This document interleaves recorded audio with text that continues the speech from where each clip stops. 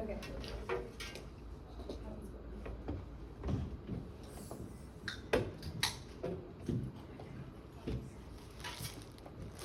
Okay. Hey y'all. I am Christy Benson, for those of y'all who don't know me. Hey. And today I'm doing a devotional that I titled, "The Devil is in the Distractions." And this is the first time that I've ever spoken in front of anybody without having an entire narrative written out word for word.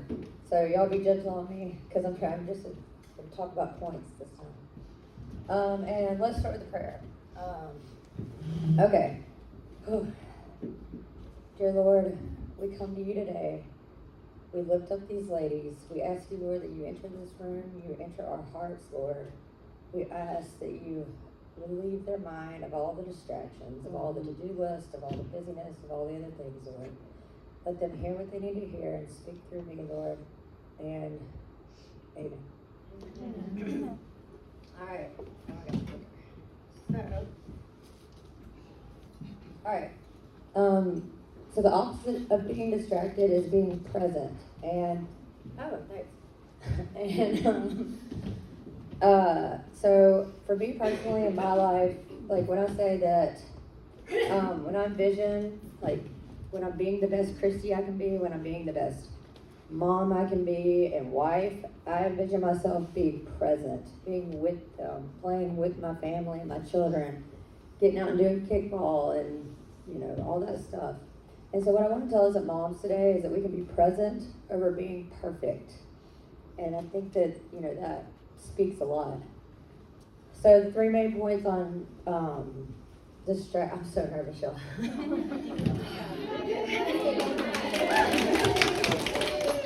Okay, hey guys, all right.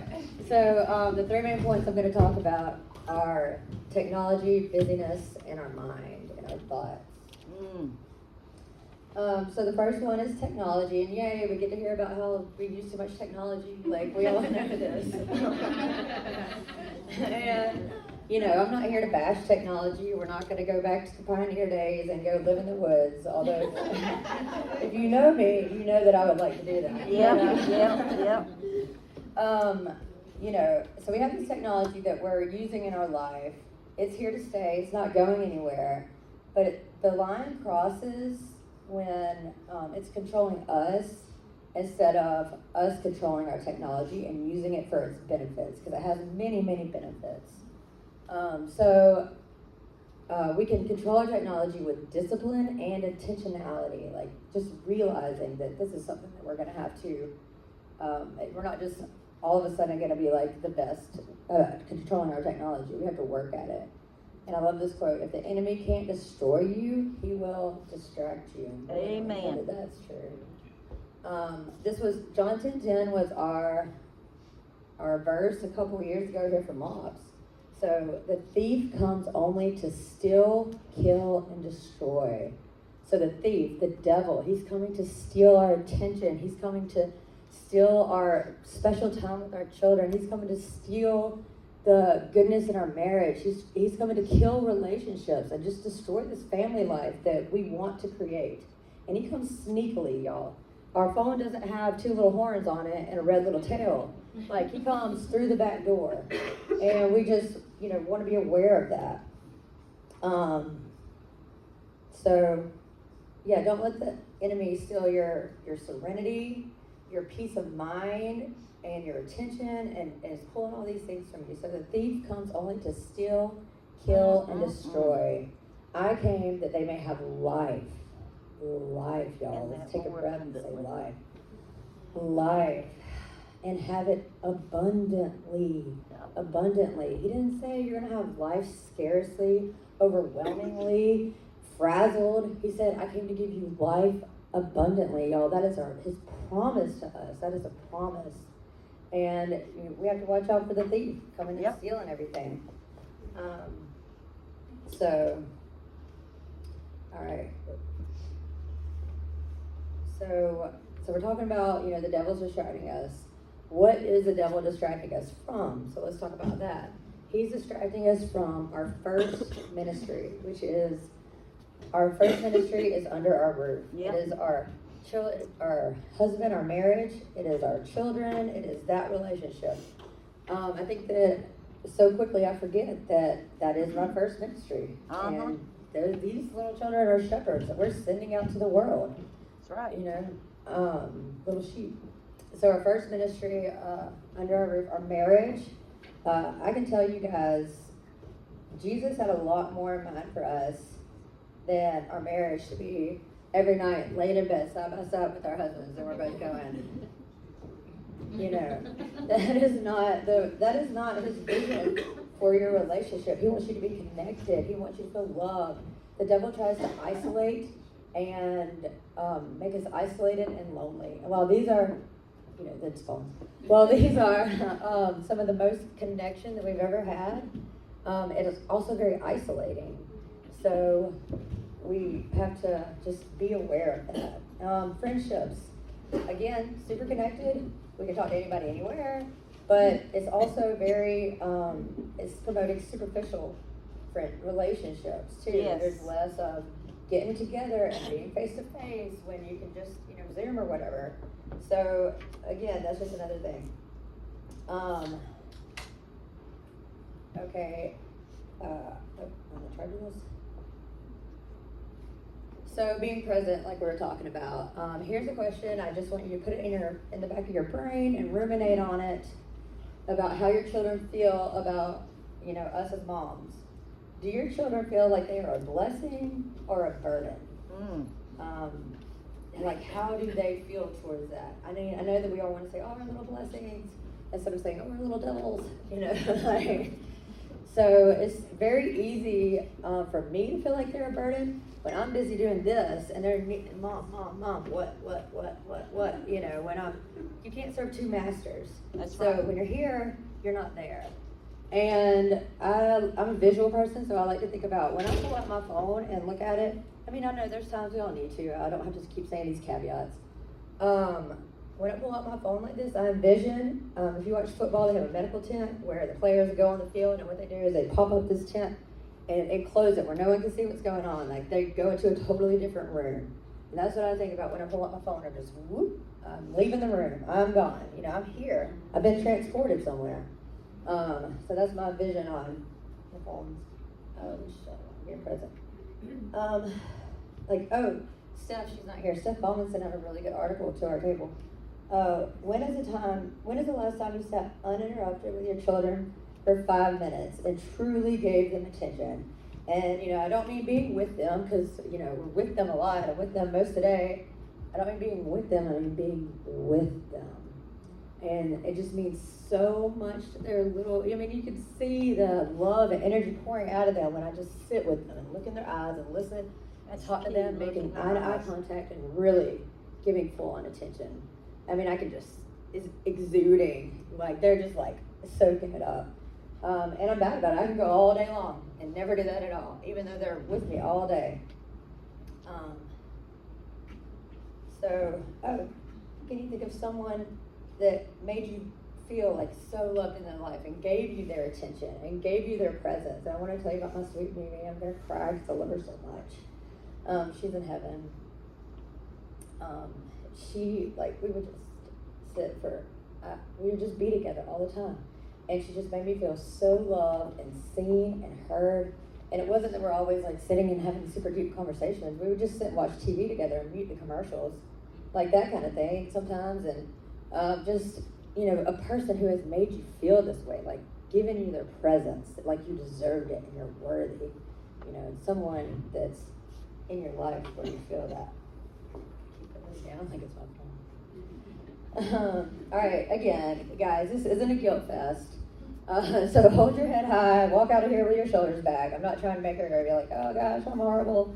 You know, we can all improve on being present, using technology to our advantage.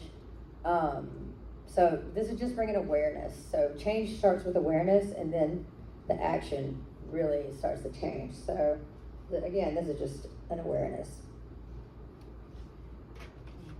Oh, action items. So I have action items at each of the things, so that I'm not just talking at you. Number one is an app that tracks usage and downtime. I'm sure somebody at your table knows something great. I've used off time on Android. That was really good. And again, if you pull out your iPhone, it has in the settings your usage of how much you use every day, every app that you use. I mean, that is a really real number, guys. I mean, that is a shocking number for me. The second thing is something that our marriage counselor has suggested, and we got on a good kick of it for a while, but we stopped doing it and have got away from it. But I want to bring it back. We would put our phones away at 6 p.m. Well, the marriage counselor said do it every night, but I gave y'all a break and said just do it a few nights. Put away the phones at 6 p.m. We just put them in the bathroom charging. We've got everyone in our home, so I don't have to worry about, you know, kids out and about and all that. Jonathan has to answer the phone when it rings for work, so Right. he made it to where his phone call. You work it out, whatever your situation is, work it out. Get these things out of your hand, you know. So I promise you, there's, you know, much more exciting things to do in the bedroom than looking at our phones separately. And again, we can, this is another one that I like in the daytime, like just put my phone in the room for an hour. It's just like a breath of fresh air, like, you know, it's just like a burden lifted when I don't have to constantly be. And guess what, guys? We live in an age of constant connection. We do. We are constantly connected. And I promise you, if you don't get that text and send it right away or get it back right away, if you get back to it in 20, 30 minutes, an hour later, life goes on. It's all good. We can do it. We can do it. And the last one is a social media fast, self-explanatory. You know, whatever God's putting on your heart right now, whatever you're thinking about, whatever that little nudge is, listen to it. What would be the best in your life? What would make you become closer to the best mom and wife and child of God that we all aim to be? So that was action. Let me see where I am. Okay. The next one, so that was technology, and the next big topic that I want to talk about with distractions is busyness. Yay. So we have the holiday season coming up, which is arguably the busiest time of the year, with all the things to do, all the office parties, all of our tradition, all the things.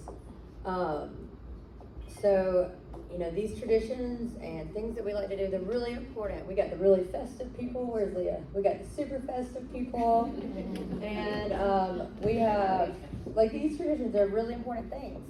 And again, this is the same ideal as technology. We don't have to let them control us, to where we get to the point where we're so rigid and we turn into Mozilla and we're like, we're going to get these pictures made right now.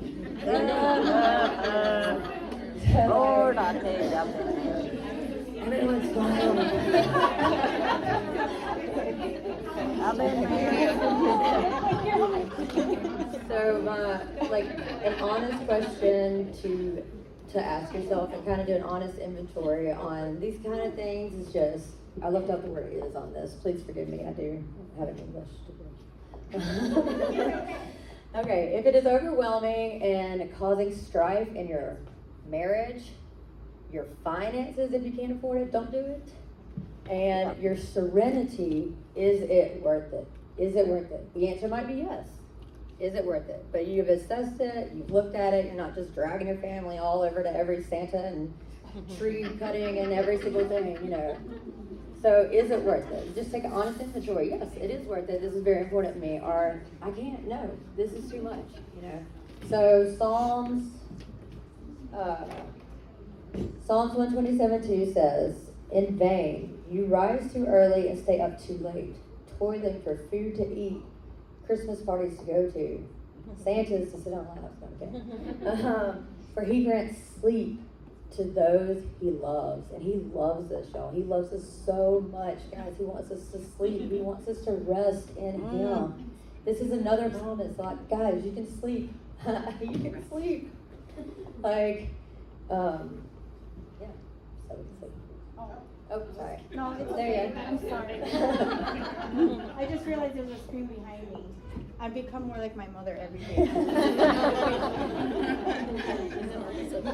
The next thing about busyness that I feel like it's important to talk about, and we could have also talked about this with technology. I mean, all this is kind of intertwined. And there's a whole sermon series. North Point Ministries has one. I think Clay Scroggins did it, called The Comparison Trap. This is just, such a big ordeal in our life these days. Yeah. And we're living in a new age, which, I mean, like every age is a new age at the time, but in our new age, we have exposure to an infinite amount of moms and doing their highlight reel. We gotta remember the highlight reel, like what they want to show us. Like we might be sticking, the little corner of their house where it's all like nice and neat, put together, but we can't see the rest of their house. We see what they want us to see, and we don't know their interactions with their children. Like, yeah, this 4-minute video, that was awesome. I'm so proud of you. But what about the other 23 hours of the day?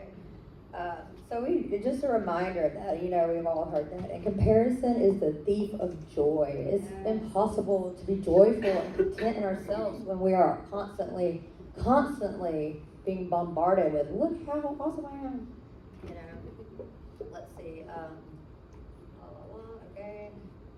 All right, this metaphor, the plate metaphor. I love it. I think about it all the time. It's from Elizabeth Pearson. She's spoken here a lot, and I hold her in very high regard. She does the exchange. She runs the exchange. So the metaphor is God has all given us different size plates that we can fill up, that we can put all the things that we can put on our plate. Some people He's given, a dinner plate. Some people have a party platter. Some people have a teacup saucer. And that's fine. That's what God has given us. And it just helps to realize that's my limit. That's who I am as a person. I have a lot of really good friends who have party platters, Shannon. And my Bonnie and Becky, if y'all know her, I have really good friends that are like, giant catering size things. And we celebrate them. Good for them. We celebrate our sisters. But I don't have to compare myself because I'm not that. And I can say that today and be fine in that because God made me perfectly who I am. And honestly, our plates will change in different seasons. Yep. All my children just went off to school. I just got a bigger plate, y'all. And they're gone until 2:30 every day. So that's just a way to help not compare. So I have a mantra for us. Our mantra is, and we can say it together, I don't have to do all the things all the time. Thy will be done. That's just a mantra that we can put in our heads for when things start, all the events that we can see on Google and Facebook for all the fun holiday stuff. And if anyone needs this, I give you permission. You can say, Kirsty told me I could do it. I give you permission to skip Christmas cards this year. If you can't do New Year's cards, which is what I or do New Year's. There you go. It doesn't matter. You can do New Year's cards. You can send it out in February. I give you permission. And again, if you have to take honest inventory and you table something, that doesn't mean forever. It doesn't mean forever. It's just for now. I give you permission, not to make treats for the neighbors. Whatever it is that's stressing you out and you want to hang on to it by a thread, I give you permission. There you go. Not to do 17 different Christmases with your in-laws, outlaws, exes, all these things. To say no. And to rest. Remember, Jesus gives us sleep. So here's your busyness action items. We've kind of already been talking about them. Take an honest inventory. What I would recommend is number 2, make 3 columns, which is really, really, really what's so important to you that you want to do. Like hard yes, and then make a thing that's like, I'd really like to do this if I have margin. And then the 3rd column, it's not happening this year, and I'm okay with that. It's not forever, just this year. And kind of rest in that. And number 3 is collaborate with your husband on this. My husband would feel so respected if I sat down with him and said, do you think that we have the margin to do Christmas pictures this year? Do we have the margin? What do you think about this? He would feel involved. He would feel respected. He would feel really like part of the family. All right, the last one. I'm wrapping up. I know that I talked earlier. Sorry. This is... 19 Okay. and a half. Okay. All right, so the last one is your mind and your thoughts, which are a state of distraction that's keeping us from our family, our marriages, our friends. Oh, I forgot to talk about the last point that it's keeping us from. Works for the kingdom. Oh my gosh, y'all. That's slide way back when. I'm not going to go back. But the other thing he's distracting us from is works for the kingdom. And when we start realizing that every single person we come in contact with is either going to heaven or not. You know, when we start realizing that either, you know, they're going to be in the book of life, the book of the Lamb, or they're not. Like, that gets really, and God has given us the authority to witness and to speak to these people. Like, what a privilege that the curtain was torn and we have the authority to bring people into the kingdom of heaven. So that's the other thing he's distracting us from. Sorry for saying that. That we can do as moms. I'm all off track now. All right, the mind. What consumes your mind controls your life. And here's just a little graphic. Our thoughts become our feelings, which become our actions, and that becomes our life. So your thought life is so important of what goes on in your mind. Trash in, trash out. The end. What you put in your mind, that's what's in there. So, you know, you need to guard your heart. And like the first step to not having your mind control you is control what you put into it. And we have that control. So Paul says, finally, brothers and sisters, whatever is true, whatever is noble, whatever is right, whatever is pure, whatever is lovely, whatever is admirable, if anything is excellent or praiseworthy, think about such things. He doesn't say, you know, go scroll Instagram for hours and feel horrible about yourself. And another metaphor that I want to give y'all is about the mind is the magic magnifying mind, because I love alliteration too. So what we focus on grows. There's a story in a book, and the guy says, you know, I found out I have a magic magnifying mind.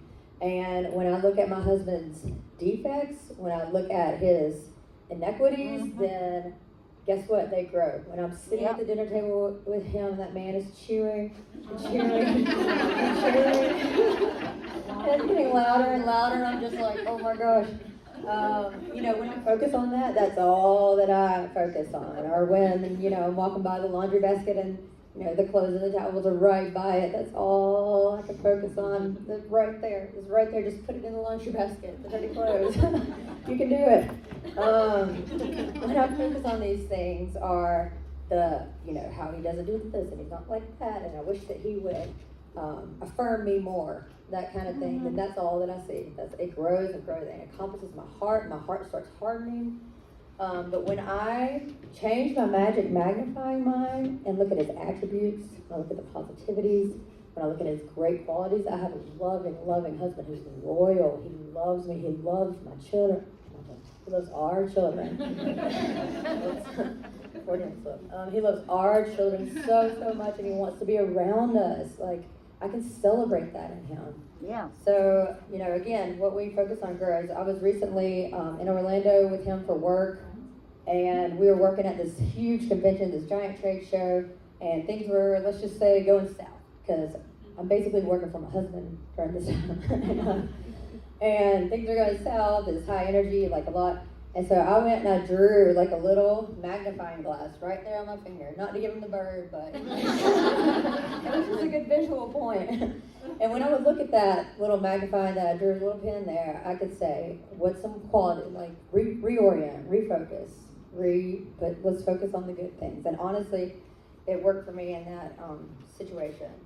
So again, just like, when we're focusing on the negatives in our brain, we can't see the miracles of the mundane. And that's what we have to see, because guys, we live everyday life. I mean, big miracles do happen and we celebrate them. But I mean, I haven't seen anybody out walking on the water lately. So I think it's really important that we do find these miracles in our everyday life, because they're there. They are there. We just have to open our eyes to them and be accepting of them. If we're too distracted to see the miracles or the wondrous acts, we can't have gratitude. So last but not least, here's our mind action items. Meditate and breathing stuff. I like to do a meditation where I go through the fruits of the spirit. So I'll do 1, 2, 3. I did it slower than this. I'm just trying to wrap up really quickly. So I'll go through love, 1, 2, 3, and I'm looking at love. What does love look like in my life today? How am I going to love Jonathan when he walks through that door? Joy. How am I going to be joyful when my kids get home from school? peace. How am I gonna have peace when we're getting our shoes on to go somewhere? Patience. So again, you don't have to do all the things all the time. Thy will be done. And I have some books for somebody. And